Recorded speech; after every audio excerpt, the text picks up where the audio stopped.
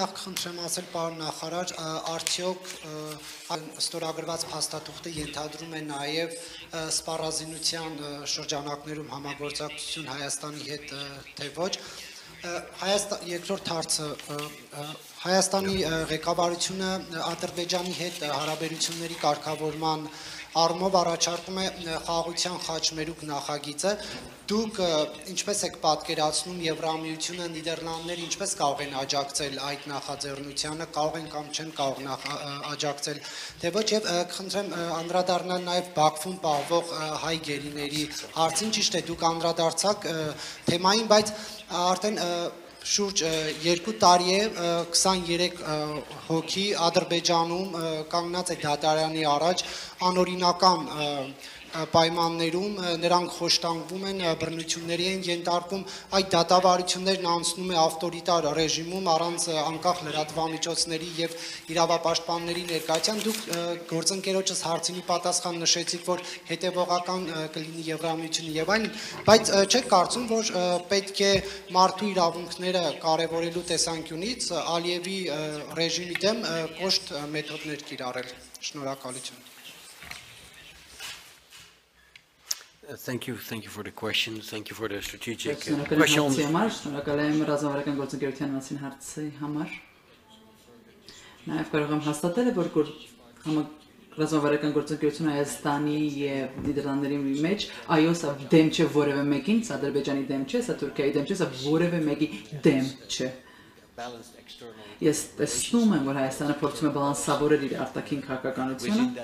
եւ այդ համատեքստում է, որ մենք ուզում ենք բարձրացնել երկու երկրների միջև մեր համագործակցությունը, ուստի բարձրացնելով մեր համագործակցությունը Հայաստանի եւ ԵՄ-ի միջև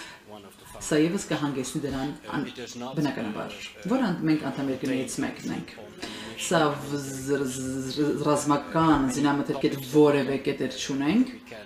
Մենք շատ այլ կետեր կան, որոնցով կարող ենք ամրապնդել մեր հարաբերությունները ունենք տնտեսական ոլորտում, արտաքին քաղաքականությանը զանազան դրույթներ կա, որոնք կարող ենք ամրապնդել մեր հասարակությունների միջև կապերը կարող ենք ամրապնդել, բայց այստեղ ռազմական համագործակցություն չի ենթադրում, ոչ էլ սպառազինության հետ որևէ կապ կա։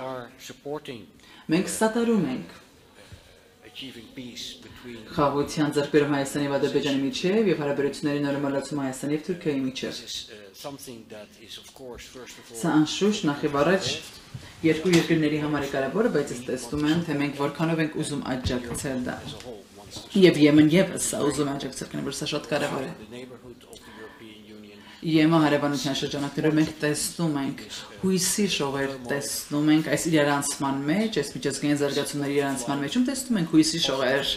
եւ դրական հորիզոնների հույս նկատելի է, կարծում սա շատ լավ պահ է։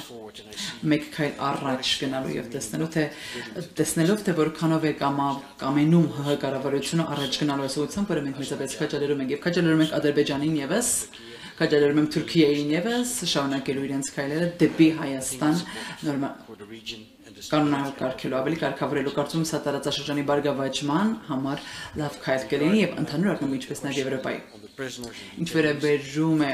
գերիների հարցին, կարծում եմ ընդհանուր առմամբ պատասխանել եմ այդ հարցին, խնդրում եմ վստահ եղեք։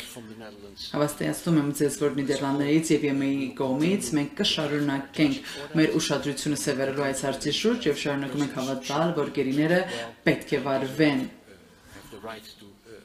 լավ եւ արդար դատավարության իրավունքները նրանց պետք է պահպանվեն։ Այս հարցը մենք այո կշարունակենք բարձրացնել նաեւ Բաքվում։